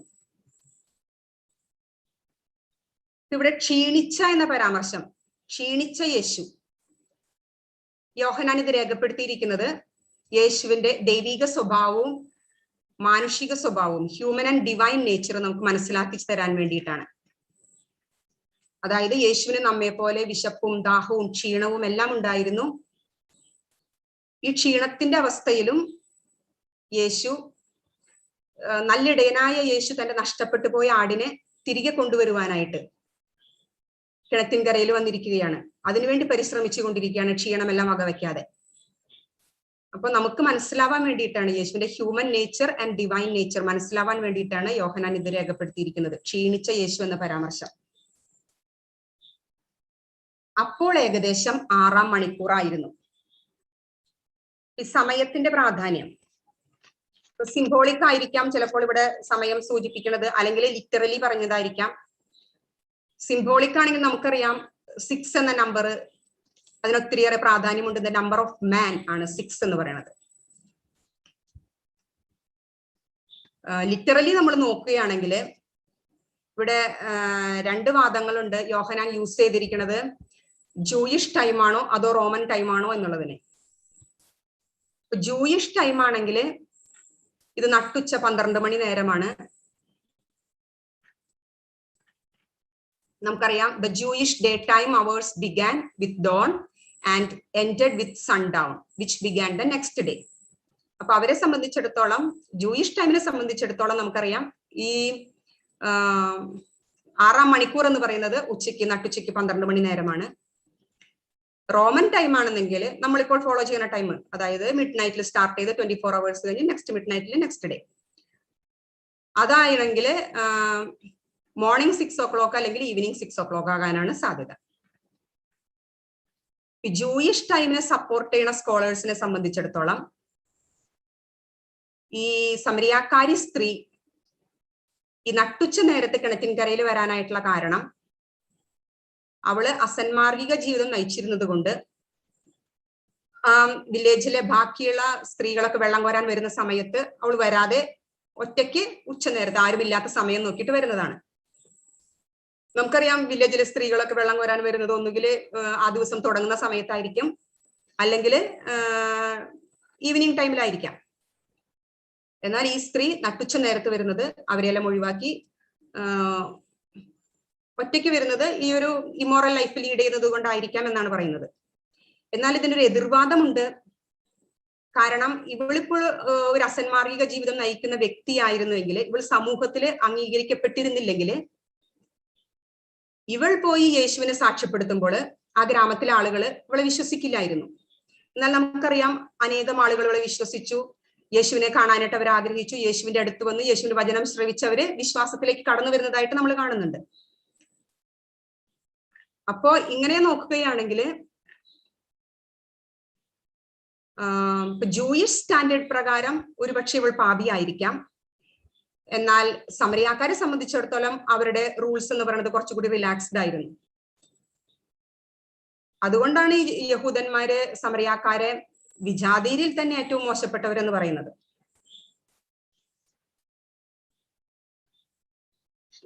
That she may lead a sinful life by Jewish standards does not mean the Samaritan people judged such behavior in the same light. അപ്പൊ അങ്ങനെ തന്നെ അവൾ വിലയിരുത്തണമെന്നില്ല. സമറിയക്കാരുടെ custom പ്രകാരം അവൾ ഒരുപക്ഷെ പാപി ആയിരുന്നില്ലായിരിക്കാം, അവൾ അംഗീകരിക്കുന്നുണ്ടായിരിക്കും സമൂഹം. അതുകൊണ്ടാണ് അവൾ യേശുവിനെ സാക്ഷ്യപ്പെടുത്തിയപ്പോൾ സമൂഹം ആ സാക്ഷ്യം സ്വീകരിച്ചത്. അപ്പൊ ഇതൊരു എതിർവാദഗതിയാണ്. ഇനി ഇതെല്ലാം കൂടാതെ യോഹന്നാൻ ഈ സുവിശേഷം എഴുതുന്ന സമയത്ത് ഈ റോമാ സാമ്രാജ്യത്തിന്റെ പ്രധാനപ്പെട്ട നഗരമായ എഫേസോസിൽ വെച്ചിട്ടാണ് ഇത് എഴുതുന്നത്. അപ്പൊ എന്തുകൊണ്ട് യോഹന്നാൻ റോമൻ ടൈം യൂസ് ചെയ്യാതെ ജൂയിഷ് ടൈം യൂസ് ചെയ്തു എന്നൊരു ചോദ്യവും ഇവിടെ ഉന്നയിക്കുന്നുണ്ട്. ഇനി റോമൻ ടൈം ഫോളോ ചെയ്യണ സ്കോളേഴ്സിനെ പറ്റി നോക്കുകയാണെങ്കിൽ അവരുടെ അഭിപ്രായ പ്രകാരം 6th അവർ എന്ന് പറയുന്നത് ഒന്നുകിൽ മോർണിംഗ് 6 o'clock അല്ലെങ്കിൽ ഈവനിങ് 6 o'clock. ഇതില് ഈവനിങ് 6 o'clock ആകാനായിട്ടാണ് കൂടുതൽ സാധ്യത. കാരണം ഈ ഷെക്കേം എന്ന പട്ടണം യൂദയായിൽ നിന്ന് 40 മൈൽ ഡിസ്റ്റൻസ് ആണുള്ളത്. ഒരു ആരോഗ്യവാനായ ഒരു മനുഷ്യനെ സംബന്ധിച്ചിടത്തോളം ഒരു ദിവസം മാക്സിമം 20 മൈൽസ് മാത്രമേ യാത്ര ചെയ്യാനായിട്ട് സാധിക്കുകയുള്ളൂ. പിന്നെ നൈറ്റ് ടൈം അവർ ട്രാവൽ ചെയ്യാറില്ല. കാരണം നൈറ്റ് ടൈം അവർ ട്രാവൽ ചെയ്യാറില്ല. അവർ എന്തെങ്കിലും ക്യാമ്പ് ചെയ്ത് രാത്രി എവിടെയെങ്കിലും ഒക്കെ ക്യാമ്പ് ചെയ്ത് പിറ്റേ ദിവസം രാവിലെയാണ് യാത്ര തുടരുക. അപ്പൊ 40 മൈൽസ് എന്ന് പറയുമ്പോൾ 2 days ട്രാവൽ കഴിഞ്ഞിട്ട് ആ സെക്കൻഡ് ഡേയുടെ യാത്രയുടെ അവസാനം അവർ എത്തിച്ചേർന്നിരിക്കുകയാണ്. അപ്പൊ അതിൽ ഈവനിങ് 6 o'clock ആകാനായിട്ടാണ് സാധ്യത. 8ാമത്തെ വചനത്തില് ഇതിനെ സാധൂകരിക്കുന്ന വചനമാണ് 8ാമത്തെ വചനം. അവന്റെ ശിഷ്യന്മാരാകട്ടെ ഭക്ഷണ സാധനങ്ങൾ വാങ്ങാൻ പട്ടണത്തിലേക്ക് പോയിരുന്നു. അപ്പൊ അന്നത്തെ നൈറ്റ് സ്റ്റേക്കും വേണ്ടിയുള്ള അതുപോലെ ഭക്ഷണത്തിന് വേണ്ടിയുള്ള അറേഞ്ച്മെന്റ്സിനാണ് ശിഷ്യന്മാർ പോയിരുന്നതെന്ന് നമുക്ക് കാണാം. അപ്പോ ഇതൊക്കെ വെച്ച് നോക്കുമ്പോൾ ഈവനിങ് 6 o'clock ആകാനായിട്ടാണ് സാധ്യത.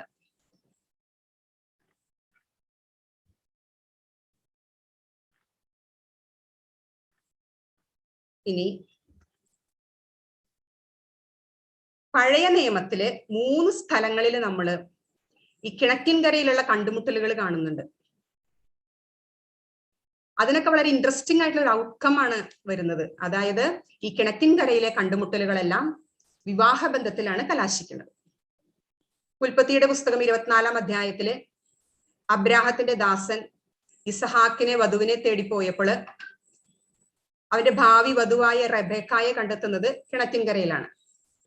അതുപോലെ യാക്കോബ് തന്റെ ഭാവി വധുവായ റേച്ചലിനെ കണ്ടെത്തുന്നതും കിഴക്കിൻകരയിലാണ്. മോസസ് സിപ്പോറായെ കണ്ടെത്തുന്നതും കിഴക്കിൻകരയിലാണ്. അപ്പോ പഴയ നിയമത്തിലെ ഈ സംഭവങ്ങളെല്ലാം, ഈ കിഴക്കിൻകരയിലെ സംഭവങ്ങളെല്ലാം വിവാഹ ബന്ധത്തിലാണ് കലാശിക്കുന്നത്. ഇപ്പൊ നമ്മൾ ഇവിടെ നോക്കുകയാണെങ്കിൽ, യോഹന്നാന്റെ സുവിശേഷത്തിൽ നോക്കുകയാണെങ്കിൽ, ഈ ദൈവിക മണവാളനായ യേശു തന്റെ ഉടമ്പടി വധുവായ ഇസ്രായേലിനെ തേടി കിഴക്കിൻകരയിലാണ് വന്നിരിക്കുന്നത്. തന്റെ സ്നേഹ ഉടമ്പടിയിലേക്ക് അവരെ വീണ്ടും തിരികെ കൊണ്ടുവരുവാൻ വേണ്ടിയിട്ട്. അപ്പൊ ആ കമ്പാരിസൺ ആണ് ഇവിടെ കൊണ്ടുവന്നിരിക്കുന്നത്. അതായത് ഉൽപ്പത്തി പുസ്തകത്തിൽ തുടങ്ങി പുറപ്പാടിലൂടെ കടന്ന് ഇപ്പൊ യോഹന്നാന്റെ സുവിശേഷത്തിൽ വരെ ഈ കിഴക്കിൻകരയിലെ കണ്ടുമുട്ടലുകൾ കാണുന്നുണ്ട്. ഇനി ഇവിടെ ഒരു ക്വസ്റ്റ്യൻ ഉണ്ട്. What earlier passage prepared us for the symbolic importance of this encounter? അതായത് സ്നാപക യോഹന്നാൻ യേശുവിനെ മണവാളനായിട്ട് ചിത്രീകരിക്കുന്നുണ്ട്. ലാസ്റ്റ് ചാപ്റ്ററിലാണ് നമ്മളത് കണ്ടത്. മണവാട്ടിയുള്ളവൻ മണവാളനാകുന്നു. ഇവിടെയും യേശു ദൈവിക മണവാളനായിട്ടാണ് കാണപ്പെടുന്നത്.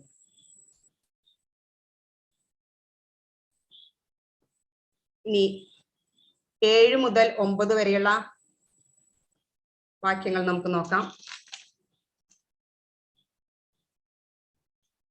ആ സമയം ഒരു സമരിയാക്കാരി അവിടെ വെള്ളം കോരാൻ വന്നു. യേശു അവളോട് എനിക്ക് കുടിക്കാൻ തരുക എന്ന് പറഞ്ഞു. അവന്റെ ശിഷ്യന്മാരാകട്ടെ ഭക്ഷണ സാധനങ്ങൾ വാങ്ങാൻ പട്ടണത്തിലേക്ക് പോയിരുന്നു. ആ സമരിയാക്കാരി അവനോട് ചോദിച്ചു, നീ ഒരു യഹൂദനായിരിക്കെ സമരിയാക്കാരിയായ എന്നോട് കുടിക്കാൻ ചോദിക്കുന്നത് എന്ത്? യഹൂദരും സമരിയാക്കാരും തമ്മിൽ സമ്പർക്കമൊന്നുമില്ലല്ലോ. ഇവിടെ സ്ത്രീ പറയണത്, യേശുവിനെ അഭിസംബോധന ചെയ്യണത്, നീ ഒരു യഹൂദനായിരിക്കെ, യു ആർ എ ജ്യൂ എന്നാണ് പറയണത്. അപ്പൊ ആ അഭിസംബോധനയിൽ തന്നെ നമുക്ക് മനസ്സിലാകും അവളുടെ അപരിചിതത്വം, നീരസമെല്ലാം ആ വാക്കിലൂടെ തന്നെ പ്രകടമാകുന്നുണ്ട്. നമുക്കറിയാം യഹൂദരും സമറിയാക്കാരും തമ്മിൽ യാതൊരു സമ്പർക്കവും ഇല്ലാതെ കഴിയുന്ന സമയമാണ്. അവർ ഭക്ഷണപാനീയങ്ങൾ പങ്കിടാറ് പോലുമില്ല. അപ്പൊ ഈ സമയത്താണ്, അതുപോരാതെ ഒരു യഹൂദ പുരുഷനെ സംബന്ധിച്ചിടത്തോളം പബ്ലിക്കായിട്ട് അവളുടെ ഇമ്മീഡിയറ്റ് ഫാമിലി മെമ്പർ അല്ലാത്തൊരു സ്ത്രീയുമായിട്ട് സംസാരിക്കുക കൂടിയില്ല പബ്ലിക്കായിട്ട്. ഇങ്ങനെയുള്ള കസ്റ്റംസ് എല്ലാം നിലനിന്നിരുന്ന സമയത്താണ് ഈ കസ്റ്റംസിനെല്ലാം ബ്രേക്ക് ചെയ്തുകൊണ്ട് യേശു ഈ സമരിയാക്കാരി സ്ത്രീയുടെ അടുത്ത് വരികയും അവളോട് സംഭാഷണം നടത്തുകയും വെള്ളം കുടിക്കാൻ ചോദിക്കുകയും ചെയ്തത്. ഇതെല്ലാം കണ്ടിട്ടാണ് ഇവൾ അത്ഭുതപ്പെട്ടു പോയത്. അപ്പൊ അവളുടെ നീരസം അവളോടെ പ്രകടമാക്കുന്നുമുണ്ട്. സമറിയക്കാരെ നമുക്കറിയാം വേഴ്സ് ദാൻ ജെന്റൈൽസ്, ജാതിയിൽ തന്നെ ഏറ്റവും മോശപ്പെട്ടവരായിട്ടാണ് യഹൂദർ കണക്കാക്കിയിരുന്നത്.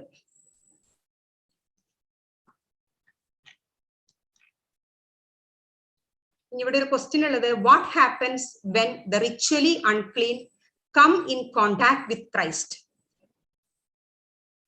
ദേ are cleansed ritually and spiritually.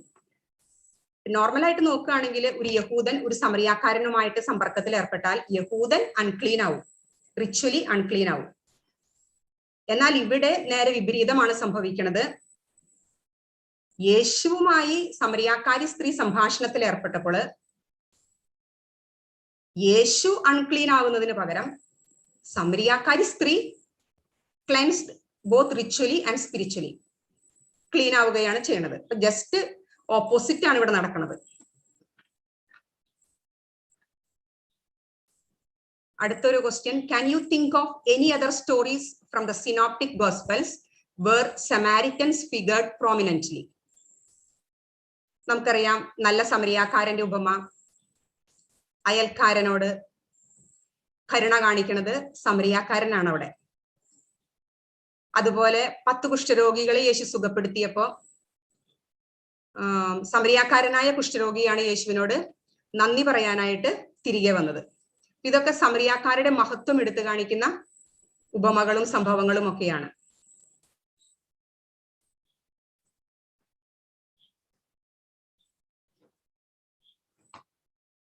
ഇനി 10ാമത്തെ വാക്യം,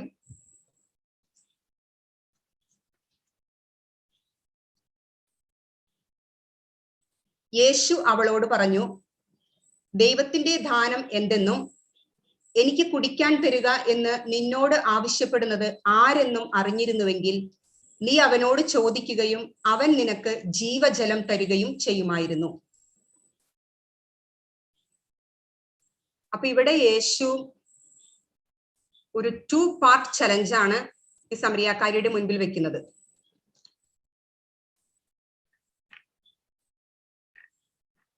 ഒന്ന്, that she recognize who is speaking to her, and the second one, that she will ask him for living water. അവൾ യേശുവിനെ തിരിച്ചറിയണം, മനസ്സിലാക്കണം. അവള് ജീവജലം അവനോട് ചോദിക്കണം. ഈ 2 ചാലഞ്ചസ് ആണ് സമറിയാക്കാരിയുടെ മുൻപിൽ യേശു വെക്കുന്നത്. ഈ സംഭാഷണത്തിന്റെ അവസാന ഘട്ടമാകുമ്പോഴേക്കും അവൾ ഈ ചാലഞ്ചസിൽ വിജയിക്കുന്നതായിട്ട് നമുക്ക് കാണാനായിട്ട് സാധിക്കും. അതുപോലെ നമ്മളിവിടെ നോക്കുകയാണെങ്കിൽ ജീസസ് സമറിയാക്കാരിയുമായിട്ട് 7 സ്റ്റേറ്റ്മെന്റ്സ് ആണ് നടത്തുന്നത്. ലാസ്റ്റ് ചാപ്റ്ററിൽ നിക്കോദെമസുമായിട്ട് 3 സ്റ്റേറ്റ്മെന്റ്സ് ആണ്. ഈ 7, 3 എന്നുള്ളതെല്ലാം നമുക്കറിയാം നമ്പേഴ്സ് ഫുൾനെസ് ആൻഡ് പെർഫെക്ഷനെ സൂചിപ്പിക്കുന്നതാണ്.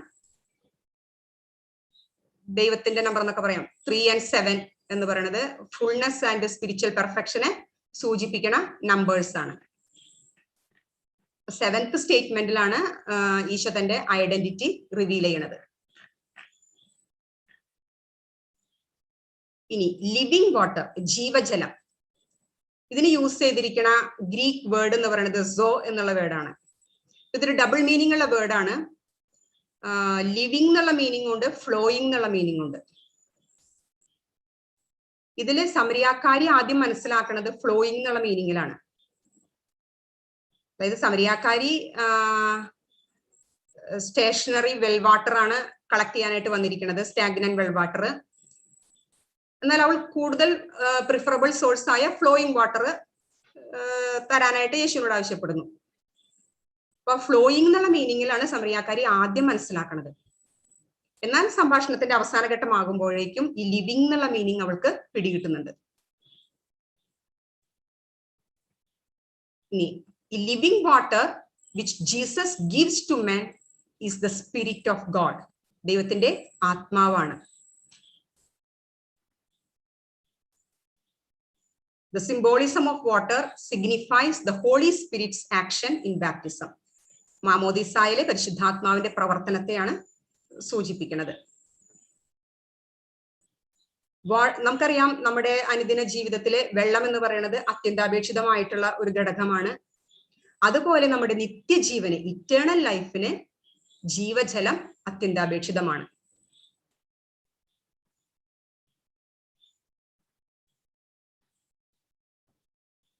ഈ 11-ാം വാക്യം, അവൾ പറഞ്ഞു, പ്രഭോ, വെള്ളം കോരാൻ നിനക്ക് പാത്രമില്ല, കിണറോ ആഴമുള്ളതും, പിന്നെ ഈ ജീവജലം നിനക്ക് എവിടെ നിന്ന് കിട്ടും? ഈ ജീവജലത്തിന്റെ മീനിങ് ആണ് നമ്മളിപ്പോ കണ്ടത്. ഇനി ഇവിടെ അവള് യേശുവിനെ അഭിസംബോധന ചെയ്യണത് പ്രഭോ എന്നുള്ള വേർഡ് യൂസ് ചെയ്തിട്ടാണ്. ലോർഡ്, സർ എന്നാണ് അവൾ അഭിസംബോധന ചെയ്യണത്. കൈറ എന്നുള്ള ഗ്രീക്ക് വേർഡ്, കെറോസിന്റെ ആ വേർഡാണ് ഇവിടെ യൂസ് ചെയ്യണത്. നമുക്കറിയാം തുടക്കത്തിൽ അവള് യഹൂദനായിരിക്കെ, നീ ഒരു യഹൂദനായിരിക്കെ, യു ആർ എ ജ്യൂ എന്നാണ് പറഞ്ഞത്. അവിടെ അപരിചിതത്വമായിരുന്നു, നീരസമായിരുന്നു പ്രകടമായിരുന്നത്. പിന്നെ സംഭാഷണം കടന്നു പോയിക്കൊണ്ടിരിക്കുമ്പോൾ അവൾക്ക് യേശുവിനോടുള്ള ബഹുമാനം വർദ്ധിക്കുന്നുണ്ട്. അതുകൊണ്ടാണ് ഇവിടെ സർ, ലോർഡ് എന്നുള്ള വേർഡ് അവള് യൂസ് ചെയ്യണത്. അതുകൊണ്ടാണ് പ്രഭോ എന്ന് വിളിച്ചത്.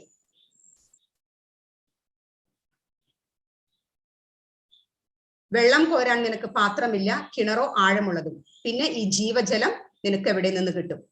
ഈ കിണർ ഞങ്ങൾക്ക് തന്ന ഞങ്ങളുടെ പിതാവായ യാക്കോബിനേക്കാൾ വലിയവനാണോ നീ? ഇത് അടുത്ത സെന്റൻസിൽ പറയുന്നതാണ്. ഇനി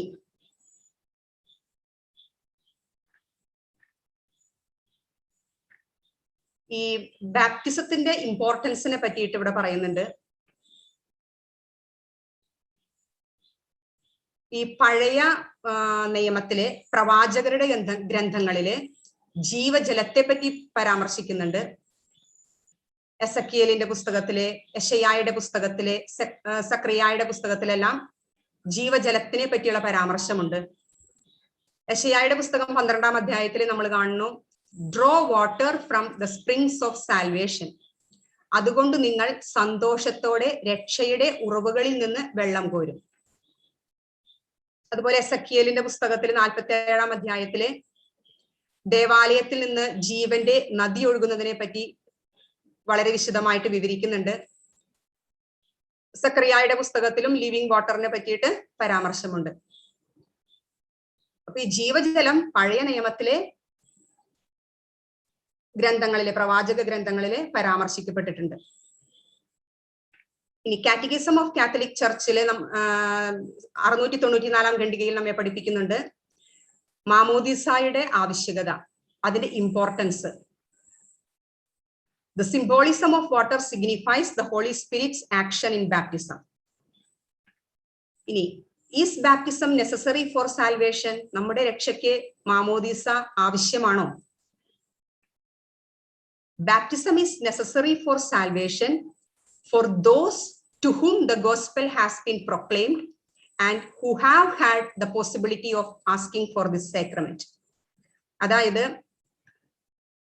സുവിശേഷം പ്രസംഗിക്കപ്പെട്ട സ്ഥലങ്ങളിലെ യേശുവിനെ അറിഞ്ഞവരുടെ ഇടയിലെ രക്ഷയ്ക്ക് മാമോദീസ വളരെ അത്യന്താപേക്ഷിതമാണ്. മാമോദീസ സ്വീകരിക്കാനായിട്ട് എല്ലാ അനുകൂല സാഹചര്യങ്ങളുമുള്ള ഇടങ്ങളിലെ യേശുവിനെ അറിഞ്ഞവരാണവർ, യേശുവിന്റെ സുവിശേഷം പ്രസംഗിക്കപ്പെട്ട ഇടങ്ങളാണ്, അവിടെ മാമോദീസ അത്യന്താപേക്ഷിതം തന്നെയാണ്. ഇതാണ് CCC നമ്മെ പഠിപ്പിക്കുന്നത്. Reborn of water and spirit, ആത്മാവിനാലും ജലത്താലുമുള്ള വീണ്ടും ജനനം. ഇനി ഇതിന് എക്സെപ്ഷണൽ കേസസ് ഉണ്ട്. Baptism by desire and baptism by blood. Baptism by desire, when someone who intended to be baptized unexpectedly dies. മാമോദിസ സ്വീകരിക്കാനായിട്ട് അതിയായിട്ട് ആഗ്രഹിക്കുന്നവരായിരുന്നു, എന്നാൽ പ്രത്യേക സാഹചര്യത്തിൽ അവർ മരണപ്പെടുന്നു, മാമോദിസ സ്വീകരിക്കാതെ തന്നെ മരണപ്പെടുന്നു. അപ്പൊ ആഗ്രഹത്താലുള്ള മാമോദിസ മൂലം അവർ രക്ഷ പ്രാപിക്കും. അതുപോലെ baptism by blood, when those who suffer death for the sake of their faith in Christ receive their baptism through their martyrdom. അവരുടെ രക്തസാക്ഷിത്വത്തിലൂടെ അവർ രക്ഷപ്പെടുന്നു. അതാണ് ബാപ്റ്റിസം ബൈ ബ്ലഡ്. അവർ രക്ഷ പ്രാപിക്കുന്നു. ഇനി every man who is ignorant of the gospel of Christ and of his church but seeks the truth and does the will of God in accordance with his understanding of it can be saved. യേശുവിന്റെ സുവിശേഷം, ദൈവത്തിന്റെ സുവിശേഷം പ്രസംഗിക്കപ്പെടാത്ത സ്ഥലങ്ങളില്, യേശുവിനെ പറ്റി, ദൈവത്തെ പറ്റി അറിയാനായിട്ട് യാതൊരു സാധ്യതയും ഇല്ലാത്ത സ്ഥലങ്ങളില് അത്രയും ഇഗ്നോറന്റ് ആയിരിക്കുന്ന ആളുകള് അവര് സത്യവും നീതിയും പുലർത്തി ജീവിക്കുകയാണെങ്കിൽ അവർക്കും രക്ഷയ്ക്ക് അവകാശമുണ്ട്. അപ്പൊ ഇതാണ് different types of baptism catechism of Catholic church നമ്മളെ പഠിപ്പിക്കുന്നത്. ഈ ഒരു question, how many times may one be baptized by the spirit? നമുക്കറിയാം, നമ്മള് മാംസത്തിൽ നിന്ന് ജനിക്കുന്നത് ഒരു പ്രാവശ്യമാണ്. അതുപോലെ തന്നെ one birth through the spirit, ആത്മാവിലൂടെയുള്ള ജനനം ഒന്നാണ്, ഒരു പ്രാവശ്യമാണ്. There is one Lord, one faith, one baptism. ഒരു കർത്താവ്, ഒരു വിശ്വാസം, ഒരു മാമോദീസ. ഇതാണ് നമ്മൾ ഏറ്റുപറയുന്നത്. ഇനി കാറ്റഗിസം ഓഫ് ദി കാത്തലിക് ചർച്ചിൽ നമുക്ക് കാണാം prefiguration of baptism in the old covenant. നമുക്കറിയാം, സൃഷ്ടിയുടെ ആരംഭത്തിൽ തന്നെ ആത്മാവിന്റെ സാന്നിധ്യം പ്രകടമായിരുന്നു. At the very dawn of creation, your spirit breathed on the waters. അതായത് ജലത്തിനു മേലെ ചലിച്ചുകൊണ്ടിരുന്നു, ആത്മാവ് ജലത്തിനു മേലെ ചലിച്ചുകൊണ്ടിരുന്നു. അതുപോലെ നോവയുടെ സമയത്ത് ഗ്രേറ്റ് ഫ്ലഡ്, അത് മാമോദീസയെ പ്രതിനിധാനം ചെയ്യുന്നു. ആ ഗ്രേറ്റ് ഫ്ലഡ് എന്ന് പറയുന്നത് end of sin and the new beginning of goodness, തിന്മയുടെ അവസാനം, നന്മയുടെ ആരംഭം.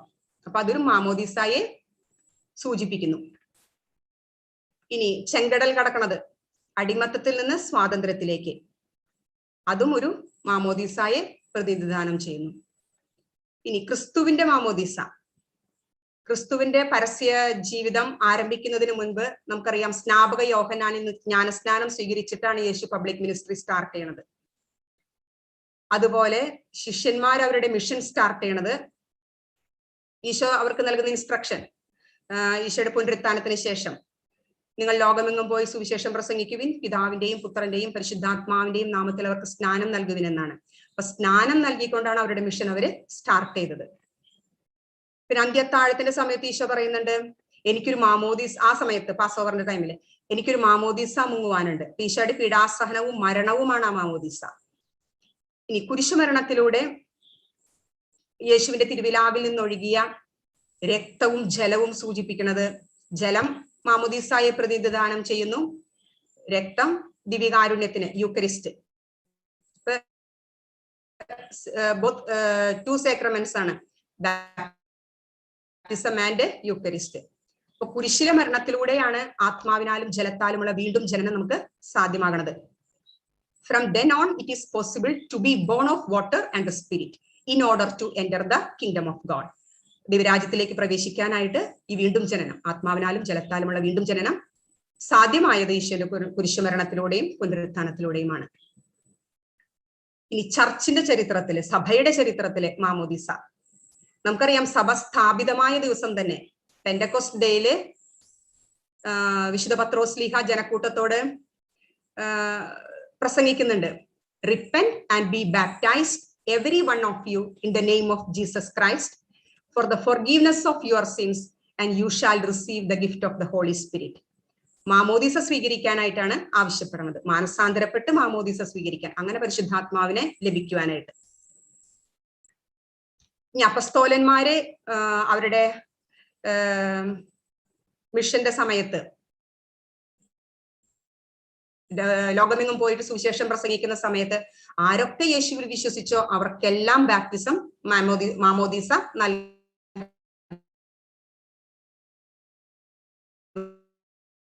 വലിയ അത്ഭുതം നടക്കുകയും ജയിലിന്റെ വാതിലുകൾ തുറക്കപ്പെടുകയൊക്കെ ചെയ്യുന്ന സമയത്ത് ആ ജയിലർ കുടുംബത്തോടു കൂടി വിശ്വസിച്ച് മാമോദീസ സ്വീകരിക്കുന്നുണ്ട്. ഇനി according to the apostle Paul, the believer enters through baptism into communion with Christ's death, is buried with him and rises with him. ഇപ്പൊ മാമോദീസയുടെ ആവശ്യകതയെ പറ്റിയിട്ടാണ്, അത് പഴയ നിയമത്തിലാകട്ടെ പുതിയ നിയമത്തിലാകട്ടെ, അതാണ് ഇവിടെ കാറ്റഗിസം ഓഫ് ദ കാത്തലിക് ചർച്ചിൽ വിവരിക്കുന്നത്. അതിന്റെ റെഫറൻസ് ആണ് നമ്മൾ ഈ കണ്ടത്.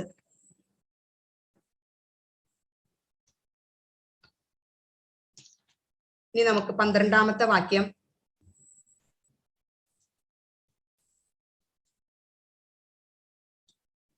ഈ കിണർ ഞങ്ങൾക്ക് തന്ന ഞങ്ങളുടെ പിതാവായ യാക്കോബിനേക്കാൾ വലിയവനാണോ നീ? അവനും അവന്റെ മക്കളും കന്നുകാലികളും ഈ കിണറ്റിൽ നിന്നാണ് കുടിച്ചിരുന്നത്. യേശു പറഞ്ഞു, ഈ വെള്ളം കുടിക്കുന്ന ഏവനും വീണ്ടും ദാഹിക്കും. അപ്പൊ ഇവിടെ യാക്കോബിനേക്കാൾ വലിയവനാണോ നീ എന്ന് ചോദിക്കുന്നുണ്ട്. യാക്കോബ് എന്ന് പറയുന്നത് ഇവരുടെ ആത്മീയ പിതാവാണ്. അപ്പൊ ഈ സ്ത്രീ അറിഞ്ഞോ അറിയാതെയോ ഞങ്ങളുടെ ആത്മീയ പിതാവായ യാക്കോബിനേക്കാൾ വലിയവനാണോ നീ എന്ന് ചോദിക്കുന്നുണ്ട്. അതായത് യാക്കോബിനേക്കാൾ വലിയവനാണ് യേശു എന്നുള്ള സ്റ്റേറ്റ്മെന്റ് ആണ് ഇവിടെ നടത്തുന്നത്.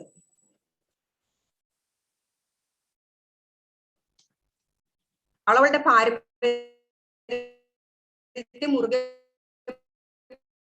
പിടിക്കുന്നുണ്ടെങ്കിലും യേശുവിന്റെ സ്ഥാനം കൂടുതൽ അവൾ ആഴത്തിൽ മനസ്സിലാക്കുവാനും കഴിയുന്നുണ്ട് അവൾക്ക്. അതുപോലെ 13-14 വാക്യങ്ങളില്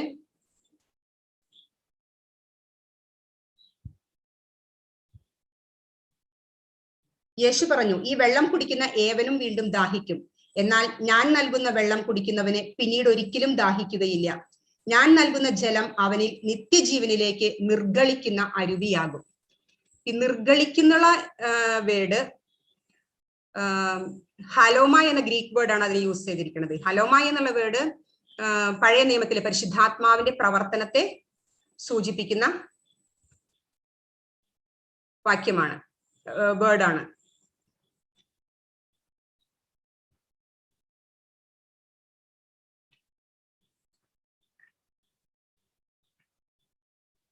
അതായത് യേശുവിനെ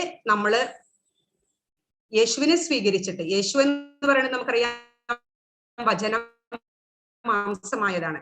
അപ്പൊ വചനം മാംസമായ യേശുവിനെ സ്വീകരിക്കുകയും പരിശുദ്ധാത്മാവിനാൽ നയിക്കപ്പെടുകയും ചെയ്യുമ്പോഴാണ് നമ്മുടെ ആത്മീയ ദാഹം ശമിക്കുന്നത് എന്നാണ് പറയുന്നത്.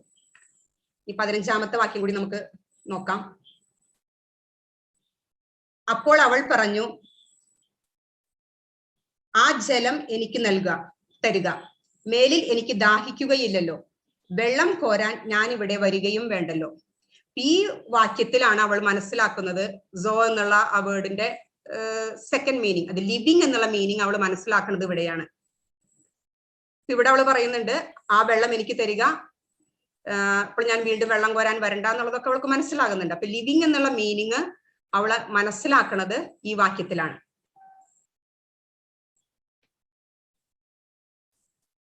അപ്പൊ ബാക്കിയുള്ള ഭാഗം നമുക്ക് അടുത്ത ക്ലാസ്സിൽ തുടരാം. Thank you.